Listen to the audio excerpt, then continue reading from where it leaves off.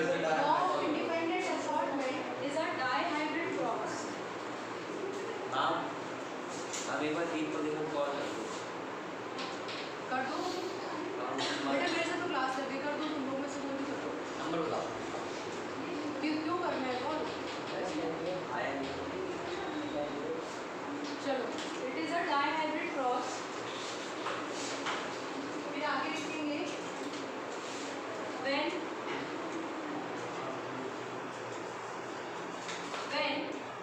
a round yellow seeded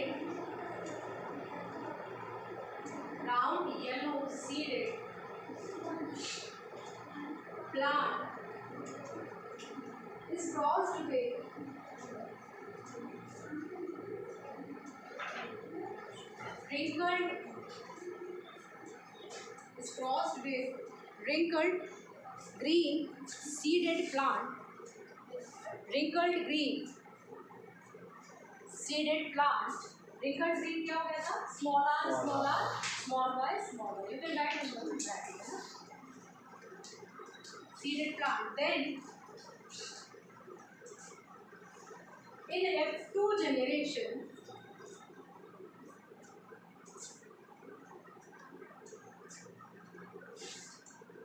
characters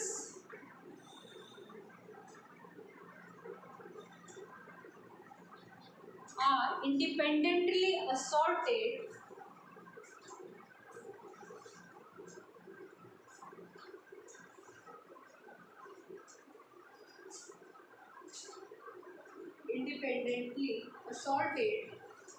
in a fixed phenotypic ratio of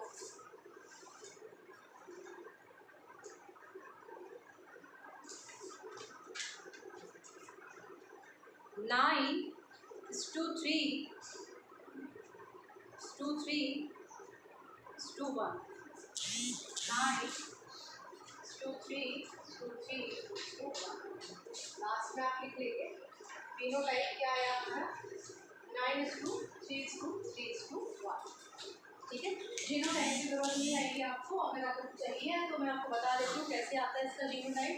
dihybrid का genotype वैसे जरूरत आती नहीं बच्चों। इसका आता है 4:2:2:1:1:1:1. ठीक है, ये है इसका जीनोटाइप। याद रखना बड़ा आसान है। 4 बार 2, 4 बार 1।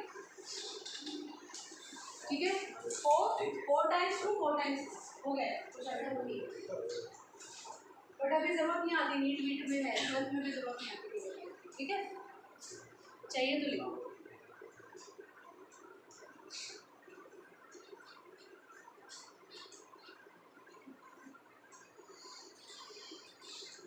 ठीक है, नोटेड। चलिए, तो अभी यहाँ पर हमने मेंडल्स लॉ समझ लिए।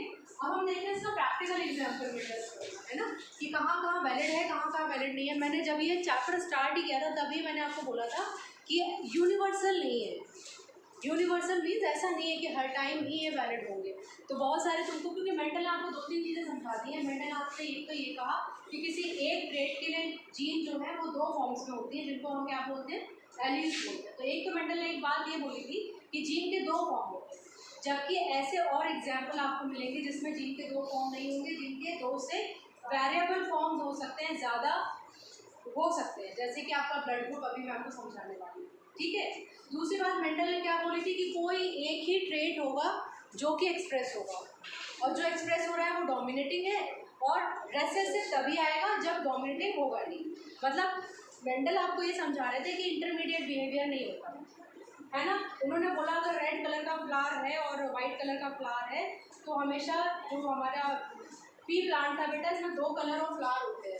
ठीक है, एनसीईआरटी उसको पर्पल लिखती है, पर मेरी आदत बन चुकी है उसको रेड बोलने की। रेड पर्पल कलर होता है एक्चुअली। ठीक है, सो रेड इज डोमिनेटिंग, या आप लिख लो purple is dominating over white, dominating over white colour flower.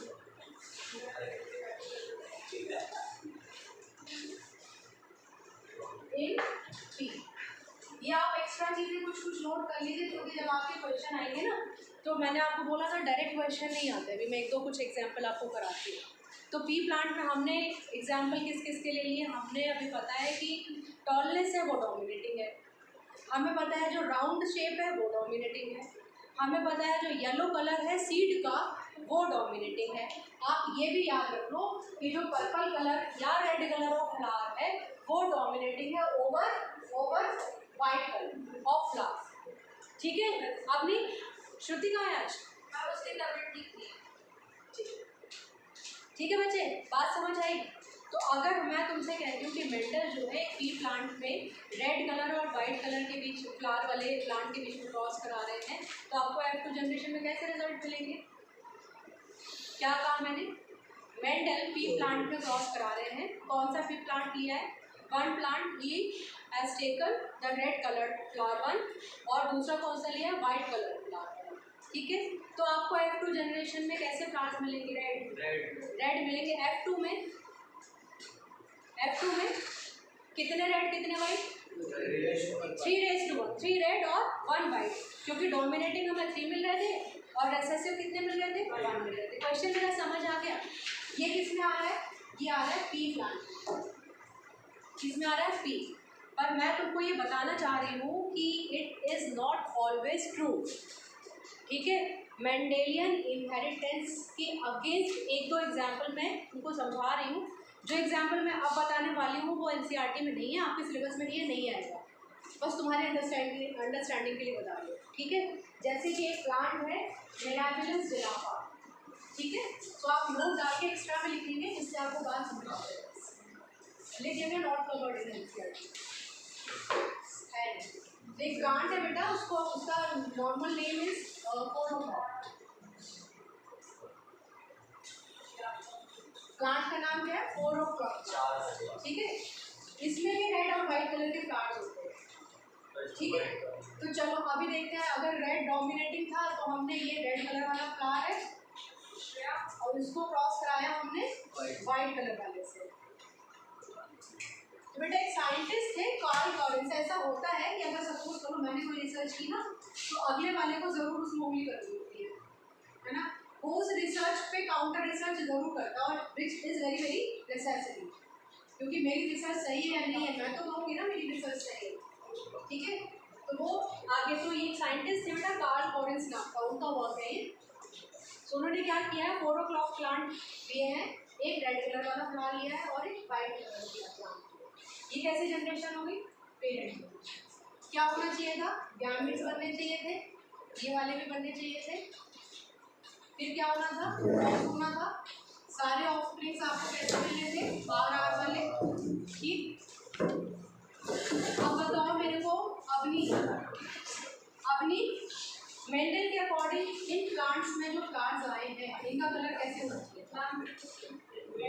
Red होना चाहिए था। रेड होना चाहिए था ना, ये तो मेंडल ने कहा था बेटा, लेकिन नहीं, all the plants were neither red nor white, they were pink, intermediate. Mendel ने तो कहा ही था। तो ये क्या मैं बता रही हूँ, ये मैं आपको एग्जाम में बता रही हूँ कि मेंडल्स के लॉज यूनिवर्सल नहीं। There are few examples which exactly do not follow the Mendel's, right. अब अगर इसकी F2 जनरेशन निकाल दूँ मैं तो क्या हो जाएगी? क्या होना चाहिए था? RR, ये क्या हो जाएगा? RR और RR। बच्चे ये कैसा होगा? रेड होगा। ये कैसा होगा? White. This is red, this is white, और ये कैसे होंगे? Pink. So in F2 generation you are not getting ratio of 3:1. You are getting 1:2:1. So this is non-Mendelian inheritance. This is the example where you can clearly see that Mendelian inheritance is not followed.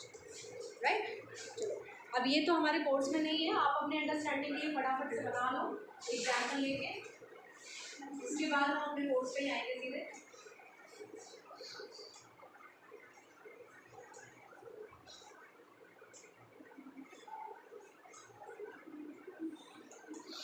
Phenotype क्या है बेटा 4 o'clock plant का? Phenotype इन F2 generation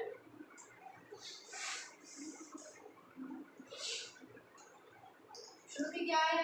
श्रुति नहीं, अपनी क्या है? 1:2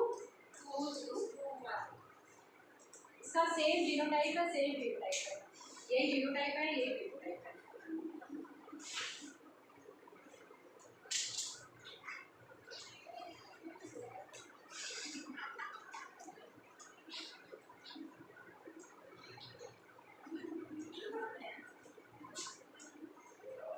हो गया? चलो अभी हम देखते हैं इनहेरिटेंस ऑफ ब्लड। अच्छे से समझना, ब्लड ग्रुप के क्वेश्चन आते हैं, ठीक है?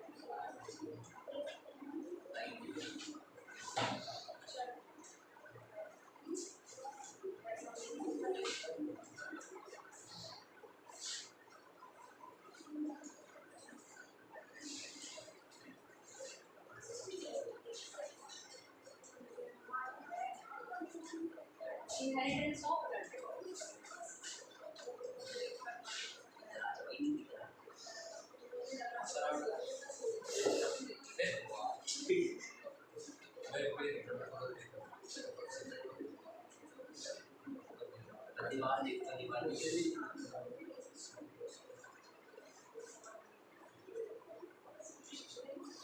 जो पिछला एग्जाम्पल आपको मैंने बताया था ना 4 o'clock वाला, उसको हम इनकम्प्लीट डोमिनेंस बोलते हैं। क्या बोलते हैं? Incomplete dominance. बताओ क्यों? क्योंकि कुछ भी डोमिनेटिंग था नहीं, ठीक है? तो वो क्या था? इनकम्प्लीट डोमिनेंस था। ब्लड ग्रुप का इनहेरिटेंस है ना, ये को डोमिनेंस है। देखो दो चीज़ें, श्रुति अभी तुम्हारी गप्पे खत्म हो गई हो तो, अरे वो अपनी और अपनी, ठीक है? अगर तुम्हारी गप खत्म हो गई हो तो बता दो मेरे को, मन लग गया हो अगर, ठीक है? सो इनकम्प्लीट डोमिनेंस में क्या था? नन वॉज डोमिनेटिंग, कोई भी नहीं था, ना रेड वाला डोमिनेटिंग था ना वाइट वाला था, इंटरमीडिएट बिहेवियर है ना। यहाँ पे क्या है? को डोमिनेंस, दोनों डोमिनेटिंग, ठीक है? Just opposite case. तो इसको समझने के लिए पहले तो ये समझो मेंडेलियन इनहेरिटेंस को ये फॉलो करता है, बट एलील वाली बात को ये फॉलो नहीं करता।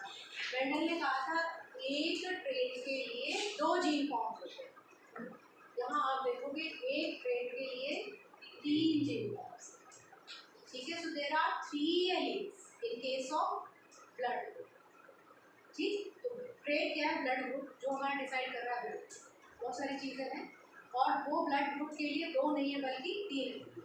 अच्छा तो बताओ ज़रा हमारे ब्लड ग्रुप कितने टाइप के हो सकते हैं? ब्लड ग्रुप कितने टाइप के होते हैं ज़रा बता दो। A B A B O, ठीक है? ये 4 तरह के मेजर ब्लड ग्रुप हैं, फिर पॉजिटिव नेगेटिव होना वो एक अलग बात है। तो 4 तरह के ब्लड ग्रुप हैं, और ये 4 तरह के ब्लड ग्रुप होने के लिए एलील कितने हैं? 3 एलील। कितने एलील हैं? 3 एलील। तो ज़रा समझो कि इसके हमारे पास क्या है? 3 एलील्स हैं। अब मान लो वो एलील क्या है? एक है IA, IB और I, ठीक है? IA, IB, IB। तो अब सेट कैसे बन सकता है हमारा? अगर IA एलील है तो कौन सा ब्लड ग्रुप होगा? ए ही होगा, यहाँ तो कोई डाउट नहीं। अच्छा पहले आप इसमें से क्या है? ये है डोमिनेंट,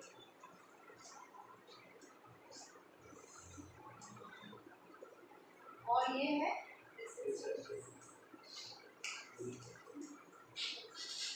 ठीक है? ये है क्लियर बच्चे? अब एक बात देखो, IA क्योंकि एलील्स आपके जो क्रोमोसोम है वो पेयर में है, जीन्स हमारे हमेशा पेयर का है। ये अगर एलील सेट है तो ब्लड ग्रुप क्या होगा इंडिविजुअल का? ए ब्लड ग्रुप। और अगर ये सेट है तो क्या होगा? तो भी ए होगा, क्योंकि मेंडेलियन बोला था, ये तो रिसेसिव है बेटा, ये मेंडेलियन इनहेरिटेंस को फॉलो करता है, ठीक है? बस बात कितनी है कि 3 एलील्स है, बाकी सेम है, इसीलिए 10 के क्लास में, ठीक है? तो इस केस में ब्लड ग्रुप क्या होने वाला है? ए।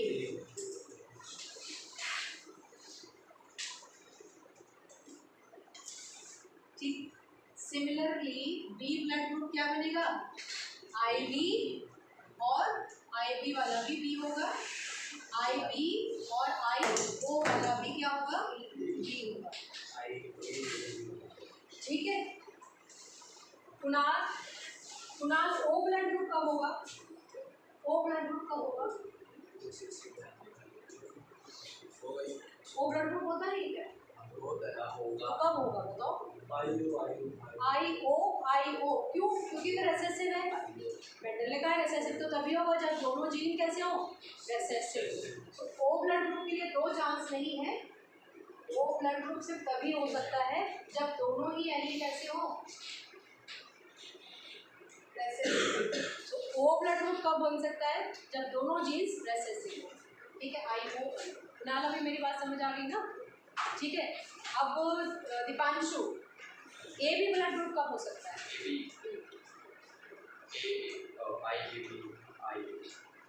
देखो दो ही पॉसिबिलिटी है,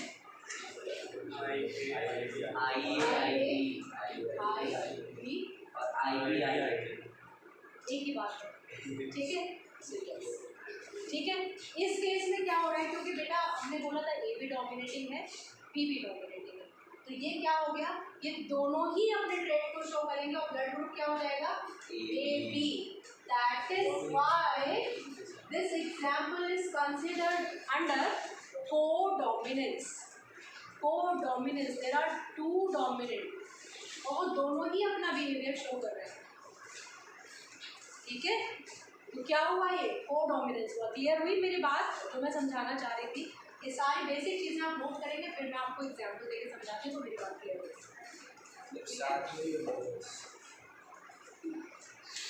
तो यहाँ केस हमारे क्या बन सकते हैं, दो ये और दो ये, क्योंकि 3 एलील हैं तो हमारे सेट क्या बनेंगे, 6 है ना, 6 तरह के सेट, पॉसिबल सेट्स। हालांकि एक बार में ये वाली बात मेंटल की ठीक है कि एक जीन के 2 फॉर्म होते हैं, एक इंडिविजुअल में 2 ही फॉर्म होंगे। मेरी बात समझ आ रही है, अगर सपोज कर लो मेरा ब्लड ग्रुप B है तो मेरे पास 2 ही सेट होंगे, IB या फिर IO, लेकिन पॉसिबिलिटीज कितनी है, 3 एलील की possibility, but in at a time 1 individual will have 2। मेरी बात समझ आई। सो इतना ही बस है जो मेंडेलियन जो इनहेरिटेंस मेंडल के जो रिसर्च थी वहाँ से आता है। बाकी अभी एग्जाम्पल देखेंगे, इसमें नोट कर लिए सारी चीज़ें।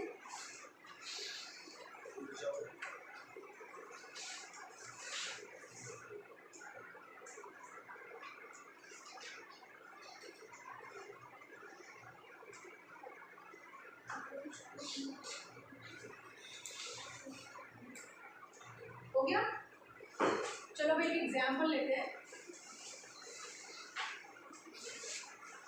एक एग्जाम्पल लेते हैं कि एक कपल है और उसमें जो फादर है उसका ब्लड ग्रुप A है।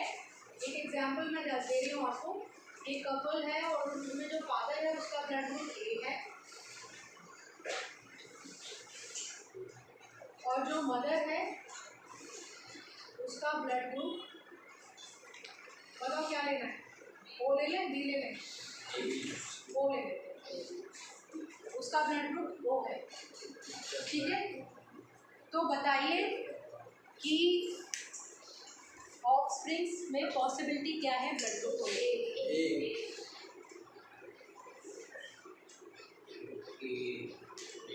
पक्का सिर्फ A ही होगा,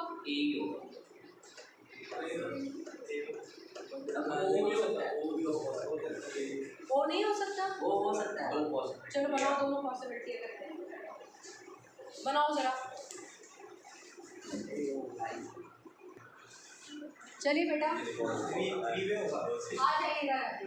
अगर ब्लड ग्रुप अगर जो है वो है तो एक ही पॉसिबिलिटी है, यानी IO बनेगी। ठीक है, ब्लड ग्रुप अगर A है तो पॉसिबिलिटी ये भी A होता है। क्या तुमने जीन्स देखे थे फादर के कि यही जीन्स होंगे, है ना, या तो ये हो सकता है और ये भी तो एक ब्लड ग्रुप होगा। हमें ये थोड़ी ना पता कि वो हेटेरोजाइगस है या होमोजाइगस है, हमें तो ये पता है कि ब्लड ग्रुप A है। So both condition is possible. तो आपको दोनों केस लेने पड़ेंगे। तो केस 1 क्या हो सकता है? केस 1 अगर फादर का जो ब्लड है वो होमोजाइगस है, तो उस केस में क्या होगा? उस केस में सारे ऑफस्प्रिंग्स कैसे आएंगे बच्चे? I-A-I-O टाइप के। आप चारों बना लेना, सेम ही आने वाले हैं। तो इस केस में ब्लड ग्रुप क्या होगा? ए होगा, ओनली ए। ठीक। केस 2 क्या बन सकता था कि अगर I-A और इधर फीमेल तो I-O है ही, तो ये हो गया आपका I-A-I-O, ये हो गया I-O, ये आ गया आपका I-A-I-O, ये क्या आ गया? I-A-I-O, फिर I-O और I-O। बेटा इस केस में ब्लड ग्रुप ए भी हो सकता है और ओ भी हो सकता है। तो आपको जब आंसर देना होगा और अगर आपने ओनली ए ऑप्शन मिलेंगे, only A, only O, A and B both और नल, और आप क्या टिक करके आ जाओगे? ठीक है, बात समझ आ गई?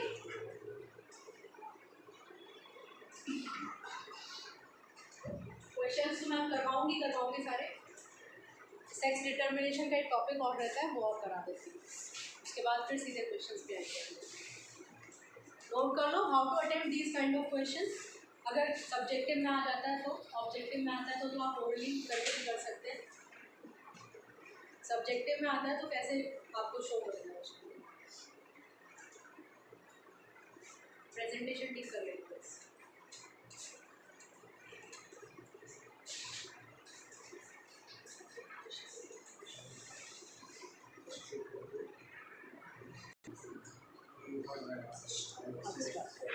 चलिए सेक्स डिटर्मिनेशन की बात कर लेते हैं। पहली बात तो sex determination is a crime. ठीक है, तो ये नहीं करना चाहिए, मेरी ड्यूटी बनती है कि मॉरल लेक्चर में दे दूँ। तो सेक्स डिटर्मिनेशन हम पढ़ रहे हैं, but it is a crime. ठीक है, तो बैन नहीं, क्राइम है, जोर में। ठीक है, चलिए तो अब हम देखते हैं सेक्स डिटर्मिनेशन करने के लिए जो है हमें थोड़ा सा क्रोमोसोम्स के बारे में फिर से रिकॉल करना है। तो हमने क्रोमोसोम्स पढ़े थे कि ह्यूमन बीइंग्स में टोटल नंबर ऑफ क्रोमोसोम्स कितने होते हैं? 46। तो क्रोमोसोम की बात करें हम लोग पहले, बातें क्यों हो रही हैं बच्चों? क्रोमोसोम कितने हैं हमारे? 46 है। ये सब हम बहुत बात कर चुके हैं, मैं फटाफट बता रही हूँ। 2 तरह के क्रोमोसोम, एक होते हैं ऑटो क्रोमोसोम जिनका सेक्स से कोई लेना देना नहीं है। दूसरे होते हैं, दूसरे टाइप के होते हैं सेक्स क्रोमोसोम, इनको हम एलोसोम्स भी कह सकते हैं। क्या कह सकते हैं? एलोसोम्स भी कह सकते हैं। जो ऑटोसोम्स हैं वो कितने पेयर होते हैं? They are 22 pairs. ठीक है, 46 का मतलब क्या है? 23 पेयर। तो ये कितने होते हैं? 22 पेयर्स होते हैं। सारे ही क्रोमोसोम कैसे होते हैं? एक्स टाइप, एक जैसे होते हैं, देयर इज नो डिफरेंस। ठीक है, सो 22 पेयर्स जो है वो एक्स होते हैं and these chromosome, these 22 pairs of autosomes are not responsible for the sex determination. ठीक है, अब जो है हमारे एक पेयर जो रह गया, ये कौन से हो गए? 1 पेयर। 1 पेयर जो है वो अगेन 2 तरह के हो सकते हैं, 2 तरह का, और एक पेयर बना सकते हैं ये एक्स का, और एक पेयर बना सकता है एक्स और वाई का। बेटा एक्चुअली अगर हम क्रोमोसोम देख रहे हैं तो 2 तरह के क्रोमोसोम है, एक एक्स क्रोमोसोम है और एक वाई क्रोमोसोम साइज में बहुत छोटा है एक्स के कंपेरिजन में। ठीक है, तो अगर वाई क्रोमोसोम प्रेजेंट है तो इंडिविजुअल क्या होगा? इंडिविजुअल होगा मेल। और अगर वाई क्रोमोसोम नहीं है, दोनों ही एक्स है, तो इंडिविजुअल क्या होगा? फीमेल। यहाँ से तो सेक्स का कोई लेना देना है ही नहीं, तो यहाँ पर इसको देख लेंगे। सेक्स आपका वाई क्रोमोसोम डिसाइड करता है। तो It is the Y chromosome which decide the gender of an individual. Right? हो गया ये कहानी हमने कई बार पढ़ी हुई है. अब हम सीधे देखते हैं सेक्स रिप्रोडक्शन कैसे. तो एक्चुअली किसी भी इंडिविजुअल का क्या सेक्स होगा वो डिपेंड करता है कि जाइगोट में जो मेल से क्या आ रहा है, स्पर्म के थ्रू एक आ रहा है क्रोमोसोम, ओवम के थ्रू आ रहा है, तो कौन से टाइप के क्रोमोसोम का फ्यूजन हो रहा है. That's it. ठीक है.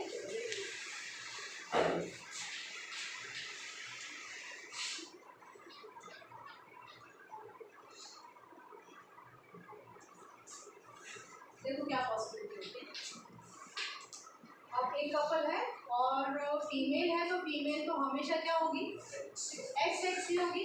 फीमेल का साइन मालूम है सबको. ठीक है. सो फीमेल हमेशा एक्स एक्स ही होगी. मेल है तो एक्स वाई ही होगा. मेल है तो एक्स वाई ही होगा. अब क्या पॉसिबिलिटी है, जब इनके गैमीट्स बन रहे होंगे तो गैमीट्स कैसे बनेंगे बेटा, एक्स और वाई टाइप के. अब अगर फीमेल गैमीट सपोज कर लो ये एक्स सेल्स है, ये स्पर्म सेल्स है, अगर इसका इसके साथ फ्यूजन होता तो जाइगोट में जो क्रोमोसोम बना था वो एक्स एक्स आता. अगर लेकिन ये इसके साथ होता तो क्या आता, एक्स वाई आता. सिमिलरली अगर ये इसके साथ होता एक्स एक्स, इसके साथ तो एक्स वाई. इस केस में अगर ऐसा होता तो चाइल्ड कैसा होता, गर्ल होती. और अगर ऐसा होता तो चाइल्ड कैसा होता, बॉय होता, मेल. सो अगर मैं पूछूं क्या प्रोबेबिलिटी है, 50% की probability. So there is always a chance of 50% कि अगला जनरेशन में बॉय आएगा या गर्ल. सो प्रोबेबिलिटी क्या होती है बेटा, 50%. So this is sex determination. काफ़ी इजी टॉपिक रहता है ये. अच्छा, इसके अलावा यूजुअली हम लोग मतलब जो हम लोग हैं, जितने भी हायर एनिमल्स हैं, उनमें सेक्स डिटर्मिनेशन हम क्रोमोसोम के थ्रू करते हैं. लेकिन there are some example whose sex is determined or decided by the environmental condition. ठीक है. ऐसे भी कुछ एग्जाम्पल्स हैं जिनका सेक्स हम एनवायरमेंटल कंडीशन के हिसाब से डिटरमाइन करते हैं. नोट कर लो, फिर मैं लिखवा देती हूँ एग्जाम्पल्स आपको.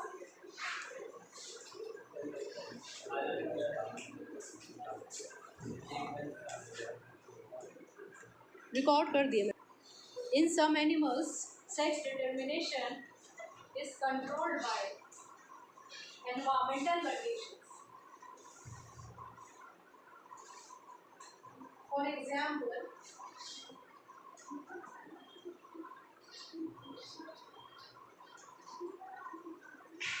इन फ्यू रेप्टाइल्स, रेप्टाइल्स क्या होते हैं, हाँ, in few reptiles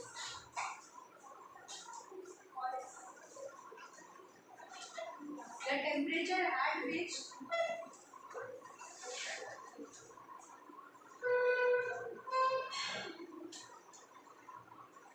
reptiles, the temperature at which the fertilized egg is incubated, fertilized egg is incubated determines the sex of the offspring. Determines the sex of the offspring. ठीक है. ये पहले example, अब point wise लिख लेना example सारी है. अगला पॉइंट भी लिखना है. In turtle high incubation temperature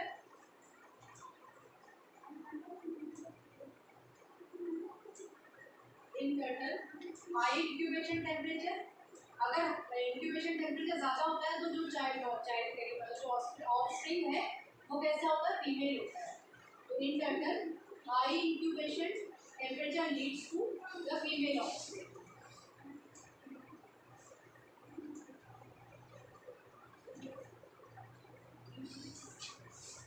ठीक है. नेक्स्ट पॉइंट, इन लिजर्ड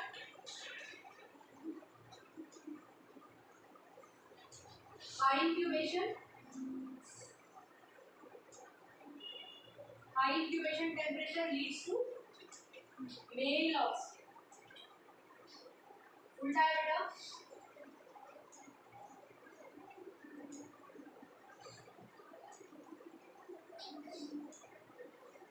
ठीक है। सो रेप्टाइल्स के केस में इंक्यूबेशन का जो टेम्परेचर है वो डिसाइड कर रहा है डिटर्मिनेशन। लेकिन रेप्टाइल्स में भी मैंने आपको दो एग्जाम्पल बताए कि अगर लिजर्ड है और इंक्यूबेशन टेम्परेचर हाई है तो क्या हो जाएगा, मेल हो जाएगा। और इसका उल्टा क्या है, इसका उल्टा किसका एग्जाम्पल दिया हमने, ठीक है, टर्टल एंड लिजर्ड। अगला पॉइंट लिखो इसमें, in some animals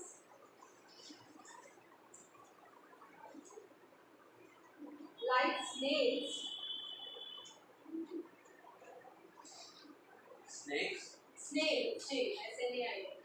like snails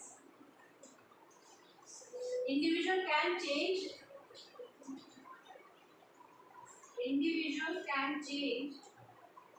sex।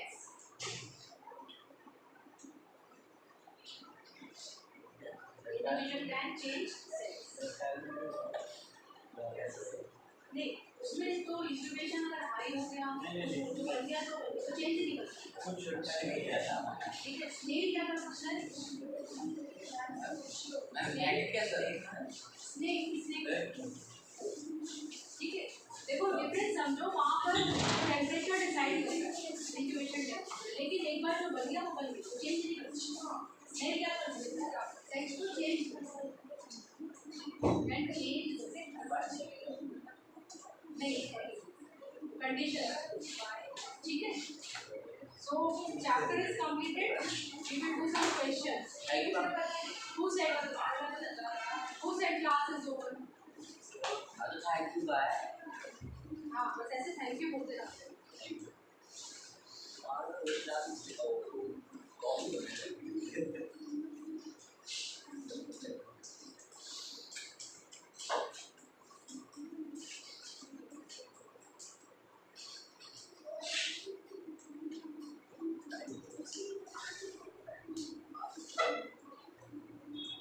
इसको बंद कर देना।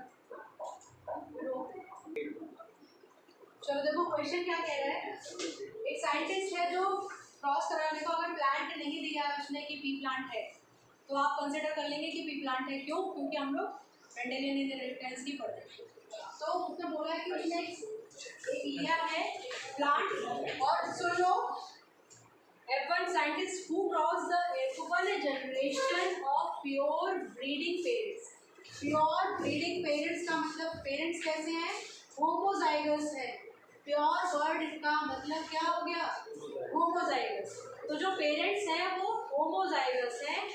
ऐसे पेरेंट्स से मिलने वाली F1 जनरेशन के बीच में क्रॉस कराया है, मतलब हम बिल्कुल मोनोहाइब्रिड क्रॉस करा रहे हैं, ठीक है।